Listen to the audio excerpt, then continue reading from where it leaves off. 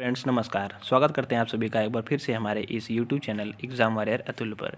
जैसा फ्रेंड्स हमने पिछला वीडियो हिंदी के इंपॉर्टेंट टॉपिक पर बनाया और सभी के लिए हमने उसे आसान तरीके से समझाने का प्रयास किया और आई होप आप लोगों को अच्छे समझ में आया होगा और आप लोगों ने उसे नोट करके और तैयार करना भी शुरू कर दिया होगा फ्रेंड्स। तो जैसा कि हम लोग सभी देख रहे हैं कि हमारा बोर्ड एग्जाम का जो टाइम टेबल आ चुका है और उसमें हमारा 22 फरवरी को जो है हमारा हिंदी का एग्ज़ाम है, ठीक है। और हिंदी के एग्ज़ाम में जो हमने आप लोगों को बताया उसमें इंपॉर्टेंट हमारा रस और छंद और अलंकार जो था वो तो आप लोगों को पता है कंफर्म रहेगा, ठीक है। और रस में हमने आप लोगों को बताया क्या, रस में तो हमने दो चीज़ बताया आप लोगों को, क्या क्या, एक हास्य रस था हमारा, क्या था, एक हास्य रस था और दूसरा क्या था हमारा वीर रस था। तो मुझे जहाँ तक लग रहा है कि बहुत लोगों को इसमें कन्फ्यूजन होगा कि आखिर हास्य रस और वीर रस जो आएगा हम लोग क्लास 10th में जैसे लिखते थे सेम वैसे ही लिखना है या अलग लिखना है। तो फ्रेंड्स इसमें क्या होता है, हम लोग हास्य रस का और वीर रस का परिभाषा तो लिखेंगे ही, लेकिन उसके स्पष्टीकरण और उदाहरण सहित लिखना पड़ेगा, ठीक है। और स्पष्टीकरण कैसे लिखा जाता है उस तरीके को हम समझाते हुए इस वीडियो में बताते हैं आप लोगों को कि कैसे लिखा जाएगा। तो हम लोग वीडियो में आगे बढ़ते हैं और प्लीज़ आप लोगों को वीडियो अच्छा लगे तो प्लीज़ हमारे वीडियो को लाइक कीजिए, कमेंट कीजिए। अगर आप लोगों को कुछ और टॉपिक पर वीडियो चाहिए तो उसके लिए भी कमेंट कीजिए और हमारी वीडियो को प्लीज़ लाइक कीजिए फ्रेंड्स। तो हम लोग वीडियो में आगे बढ़ते हैं और समझते हैं कि हमारा आज का टॉपिक क्या है। तो हमारा पहला टॉपिक क्या आता है, हास्य रस किसे कहा जाता है, ठीक है। तो जैसे बता रहे हैं सिर्फ वैसे उसी तरीके से उसी फॉर्मेट आप लोग अपने एग्जाम वाले कॉपी में लिखेंगे तो एक अच्छा नंबर फ्रेंड्स आप लोग पा सकते हैं, ठीक है ना। अब देखते हैं कि हास्य रस किसे कहते हैं। तो हास्य रस का स्थायी भाव हास होता है, पहली बात।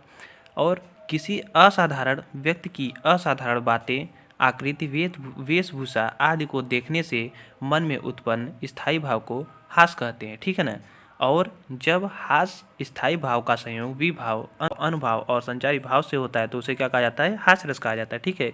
एक बार फिर से हम लोग इसका रिवीजन करते हैं कि आखिर हास्य रस किसे कहते हैं। तो हास्य रस का स्थायी भाव हास होता है, किसी असाधारण व्यक्ति की असाधारण बातें, आकृति, वेशभूषा आदि को देखने से मन में उत्पन्न स्थायी भाव को हास कहते हैं। और जब हास स्थायी भाव का संयोग विभाव, अनुभाव व संचारी भाव से होता है तो उसे क्या कहते हैं फ्रेंड्स, हास्य रस कहते हैं, ठीक है। अब इसके उदाहरण को हम लोग देख लेते हैं।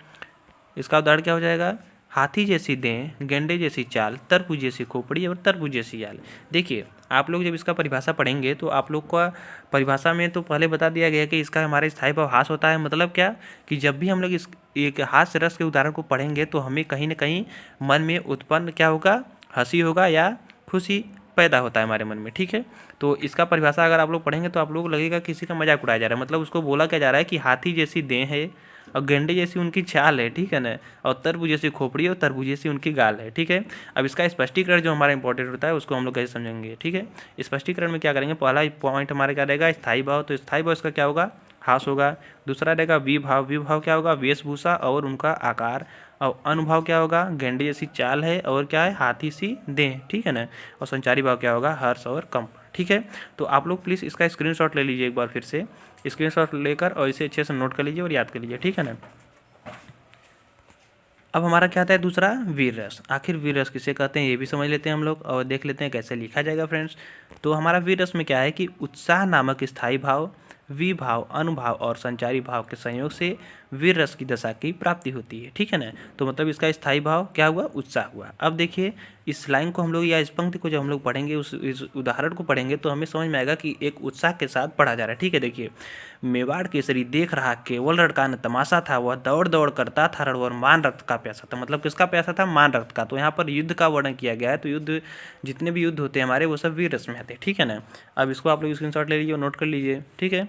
अब हम समझते हैं इसके स्पष्टीकरण को। तो स्पष्टीकरण में क्या किया गया है कि स्पष्टीकरण में आप लोग पता है पहले स्थायी भाव। तो इसका स्थायी भाव क्या है, वीर रस का, तो उत्साह। आलम्बन क्या है, शत्रु है। उद्दीपन विभाव क्या है, शत्रु की चुनौती और रणभेरी, रणभेरी यानी क्या है, युद्ध का जो माहौल वहाँ पर बना हुआ है, ठीक है ना। और क्या है, अनुभाव, आश्रय के अंगों का फड़कना, आक्रमण करना। आश्रय क्या है, नायक, ठीक है। तो इसका भी स्क्रीनशॉट ले लीजिए और अच्छे समझ लीजिए। तो फ्रेंड्स आज की वीडियो में बस इतना ही और अगले वीडियो में मिलेंगे आप लोगों के साथ।